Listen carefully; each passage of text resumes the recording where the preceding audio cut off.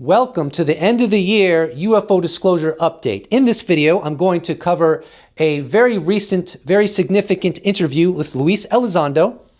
I'm going to cover the sentiment that James Fox has been making over and over again regarding something very significant that may emerge in the near future. And I'm going to cover some of the controversy that has occurred within UFO Twitter. Some of the criticisms toward UFO Twitter I don't find particularly fair, and I'm going to get into that. Let's go! I want to introduce you to an excellent article written by Dr. Adam Kehoe titled, Answering Who Else Knows? Dr. Adam Kehoe did an interview with Luis Elizondo and asked him what he meant when he wrote, Who else knows? Within his resignation letter to the then Secretary of Defense, James Mattis. That letter was written 3 years ago. Here is the relevant segment of that resignation letter. For this reason, effective October 4th, 2017, I humbly submit my resignation in hopes it will encourage you to ask the hard questions. Who else knows? What are their capabilities? And why aren't we spending more time and effort on the issue? And here is a direct quote from Adam's interview in which Elizondo begins to answer the question of who else knows? The question I posed, I challenged the Secretary of Defense with, was really to let them know, A, that there are other people who have been briefed on this within his staff at very senior levels. That information hasn't come forward yet, but it will, probably in short order.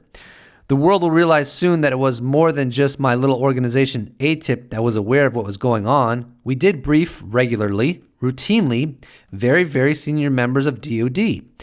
I wanted the boss to know that, hey, look, this isn't a shot out of left field. This is something that is enduring. If you look at the documentation back to 2009, when Senator Harry Reid wanted to SAP this capability, this was an enduring effort, not just a one-off. This sentiment by Luis Elizondo is in concert with what I've been saying for quite a while. That is, there is a disconnect between what some people in the DoD know about our universe and what world institutions and the general population know. To further solidify this sentiment, here is a quote from the July 28th, 2020 New York Times article on UFO crash retrievals. Numerous associates of the Pentagon program with high security clearances and decades of involvement with official UFO investigations told us they were convinced such crashes have occurred based on their access to classified information. But the retrieved materials themselves and any data about them are completely off limits to anyone without clearances and a need to know. I will paraphrase some of the remaining segments that Adam posted from his interview with Luis Elizondo. Elizondo explains that him and his colleagues couldn't find any other U.S. organization involved in studying UAP. That at his, that is Elizondo's level, him asking whether or not another organization like ATIP exists may not bear any fruit. However, if the Secretary of Defense asks, answers are going to have to be provided to that inquiry. Elizondo goes on to explain that if there are personnel in DoD or the intelligence community that are running another program like ATIP, the Secretary should know about that because everyone should be working together, and such programs should have proper governmental oversight. Here is a great excerpt from the Stars and Stripes podcast. Before the following clip, Mellon explains that learning about ATIP and the UFO gun camera videos had all transpired in the interim since he left the Defense Department. Had he known about them while employed there, he would have run this information up the chain of command then. He goes on to explain what he tried to do once he discovered the existence of this data. Indeed, that's immediately what I tried to do, was be a good soldier and work with Lou Elizondo to get meetings at the highest levels of the Office of the Secretary of Defense to try to get this on the Secretary's agenda. And we had multiple meetings. I happened to know a couple of people that were direct reports to General Mattis, really wonderful, bright young guys who were moving up through the ranks.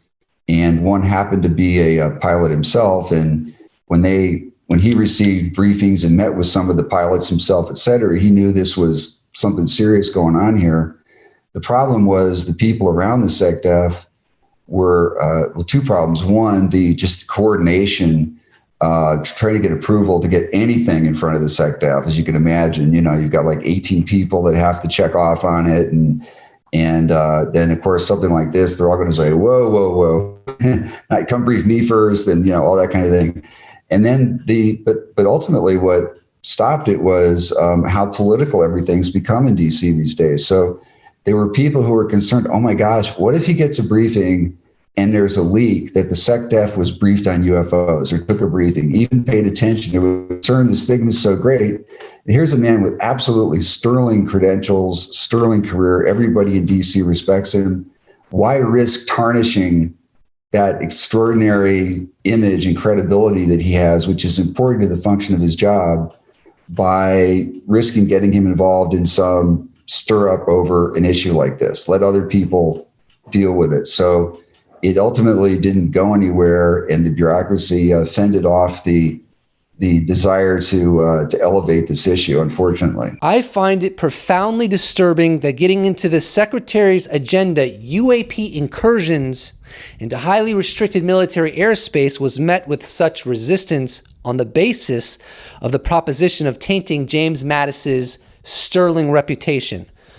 On the contrary, it's exactly because of his sterling reputation that he's qualified to assess and deal with the complexity of UAP in a responsible, skilled manner. Beyond the concern of the Secretary of Defense's reputation, if there are coordination problems or issues getting something as dire as unknown aircraft, and let's call them aircraft, doesn't matter that they're unknown, that can do circles around our best, the America's best aircraft, and can penetrate the airspace of carrier strike groups with impunity, then we have a national security imperative to fix the system.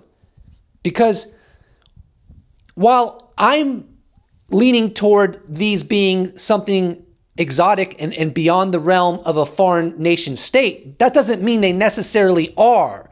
And what could be possibly more important to get onto the agenda of the Secretary of Defense within like 10 minutes, frankly, not even an hour, let's get it on his desk in 10 minutes, than vehicles operating with impunity within such highly sensitive, restricted military airspace.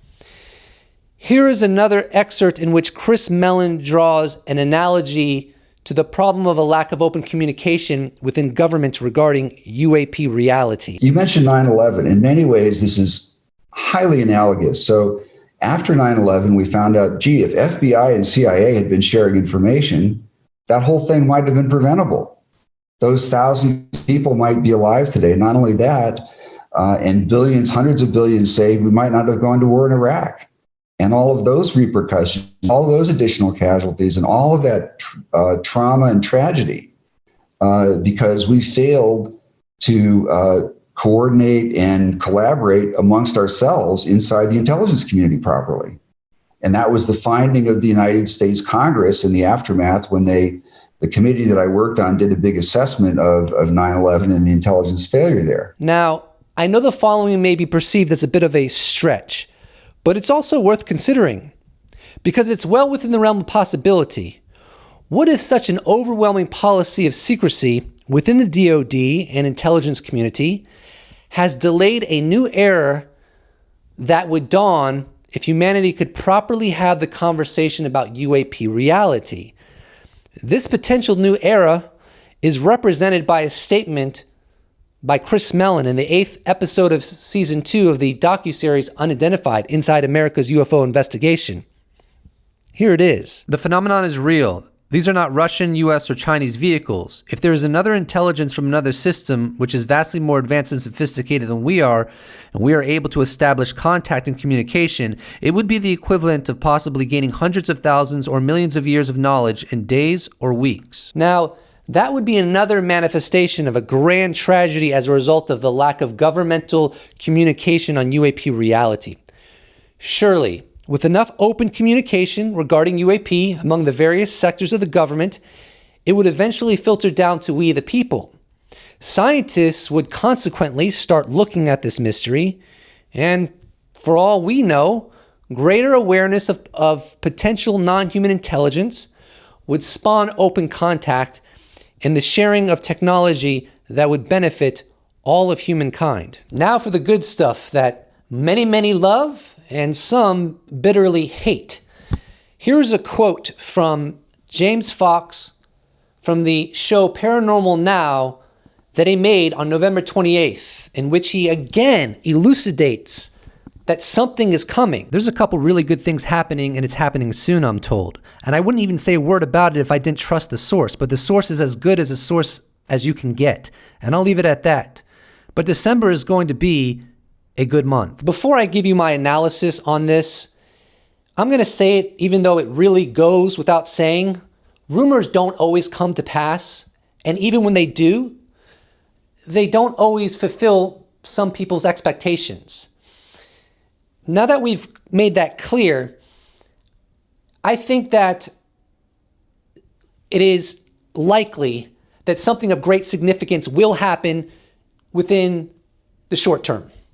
I don't have any idea what it will be, but the only thing I can say is that James Fox stated in another interview that it could be something akin to a statement or an announcement. So it's something to look forward to, but as always, use common sense. And regarding Tim McMillan's article that is slated for December 2nd, I'm really excited about this article. And I do think it will be a bombshell. And I'm not going to water down my approach to this subject on account that some people are never satisfied or fulfilled. I'm not going to say, McMillan's article is going to be, interesting, good, but let's not get too excited. No, I get excited because I perceive it as a bombshell, like the one he did in February. I thought it was a bombshell.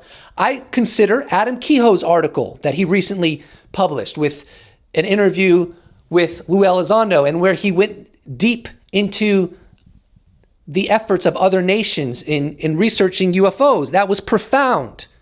So if I consider something profound and of extreme value, I'm going to call it a bombshell.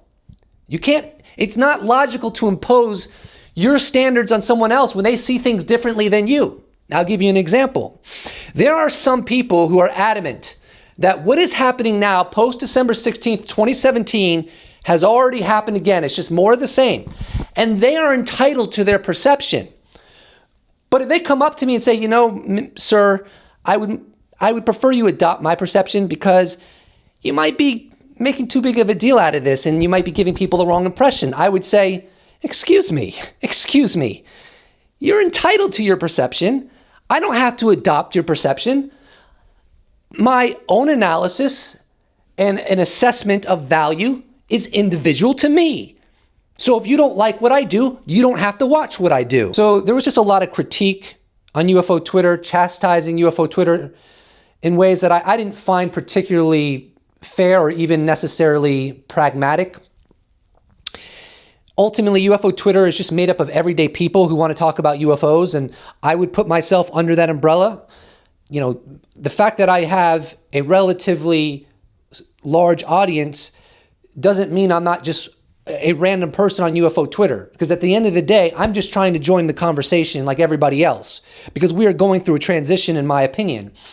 And while I try to bring logic and measure and rationality to the subject, I wouldn't go so far to say that discussing rumors or speculating is off the table. So I think there needs to be a balance, and I think that balance needs to be reasonable. So let's go with Ida's, I may be butchering this name, tweet, in which she gives her 2 cents on how she felt regarding a lot of the criticism that was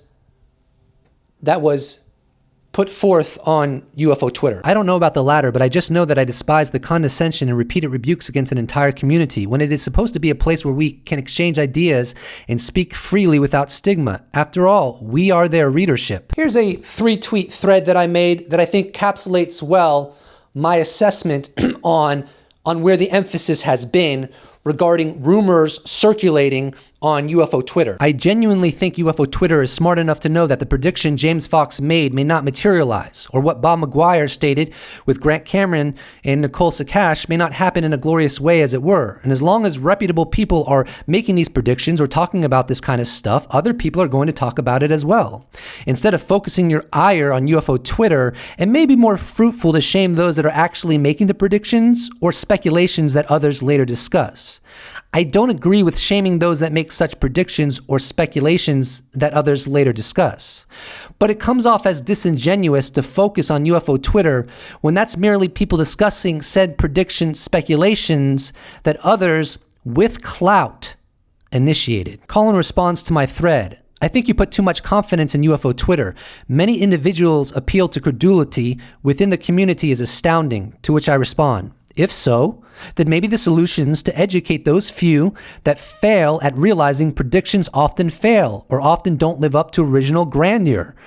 Regardless, people will inevitably discuss predictions that people with clout make. If they don't make them, then there's nothing to discuss. Now, after I wrote that 3-part thread, I sent a DM to a Twitter user at Omega_point because it's someone I respect and I was interested in seeing what he thought about it, and here's what he had to say. I think it just is what it is. I can't think of any field or community that doesn't deal in rumor or speculation. It's just part of human nature, and I don't think there's anything wrong with that. Without rumor and speculation, this field and many others would be boring as heck. I think rumor and speculation in this field represent something good and decent. Hope. Hope that we're going to know more tomorrow than we do today. Hope that there are answers out there waiting to be found. Hope that we're not all just wasting our time. I do think it's okay to shame people who share things they were explicitly told not to share. But I'm not sure what's happening now as a result of that. And here's a tweet by John E.L. Tenney that I think brings a little perspective to the scenario with people on this platform talking about UFOs and other paranormal things. People on Ghost Twitter, I'm a scientist. UFO Twitter, I'm a journalist. Bigfoot Twitter, I'm a zoologist. Magic Twitter, I'm Crowley.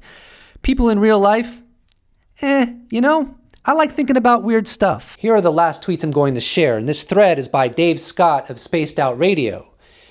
He gives his impression of what journalism is, and he also gives insight into Tim McMillan's upcoming article that, by the way, is going to be published tomorrow. Hey, UFO Twitter, for those ripping Bob McGuire for talking about the unidentified submerged object before Lieutenant McMillan's article comes out, please learn how journalism and how stories work. More than one person is covering this story. Tim's story will be amazing. He's that good. Reporters get scooped all the time. Doesn't mean it crashes a story at all, even one with magnitude. It sucks, but that's part of the biz. Bob did nothing wrong by going on with Grant Cameron and Nicole. Tim knows this as well. Tim's story will be filled with info. Overall, this was a badly kept secret. Bob didn't give great detail. Tim will. You will get your UFO juice soon enough, and like others have said, reporters and real journalists don't sit on stories waiting for others to break them, unless it's a fellow reporter and at your outlet. The last thing I want to cover is, what is disclosure? Well, I've adopted Luis Elizondo's definition of disclosure, which is disclosure is a process and not an event.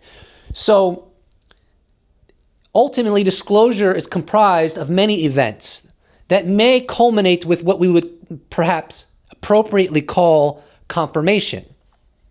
So do I think the month of December is going to be exciting on the disclosure front? Yes, but disclosure is a process. It is not an event. Furthermore, Tim McMillan's article is going to come out tomorrow.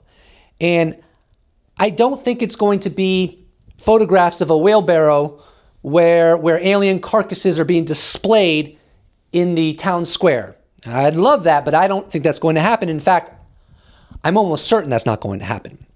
I don't even think that there is going to be any photographs in this article. Because remember, Bob McGuire went on the record saying he saw a photograph of a triangle UAP, I think a little less than 12 months ago.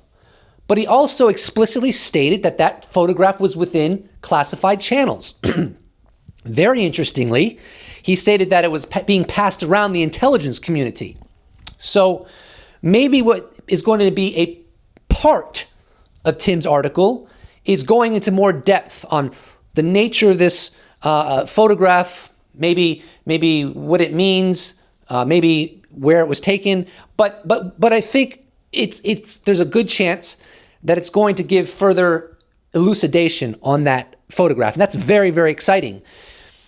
Or the other possibility is it's not going to talk about that photograph at all. But I know Tim McMillan's work. He's rigorous. He's exceptional at getting sources on the record. He's exceptional at doing investigative work. So do I anticipate tomorrow's article is going to be awesome and is going to be a bombshell? Yes. But for you, it may be very disappointing. So, I want to say this kindly. Use a little common sense. Because if what you're expecting is that we're going to have disclosure tomorrow in terms of the definition many people like to use, which is not the definition that I use, that may be a little impractical. But could tomorrow bring something to the table that is part of the disclosure process? I think so. I don't know so. And let's just enjoy the ride. Because remember, it's about the ride. It's about the journey. It's not just about the destination. I'll see you in the next episode.